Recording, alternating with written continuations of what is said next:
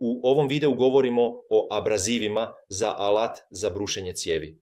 Prije kupnje u našoj trgovini provjerite možete li to dobiti lokalno po boljoj cijeni.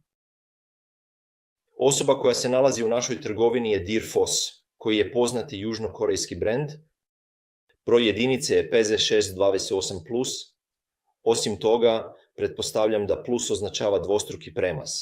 Očito je ovaj proizvod otporan na vodu.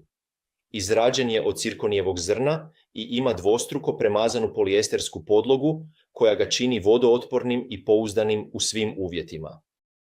Radni dio je blizu premazan i vezan smolom preko stila smole kako bi se osigurala trajnost i kvaliteta. Ovaj je specifično 24 zrnato i mi ga prodajemo u dužini od 50 metara ili 165 stopa. Naša ponuda je vrlo raznolika. Koristi se za naš alat za brušenje cijevi koji možete vidjeti u drugom videu. Hvala na gledanju. Ćao!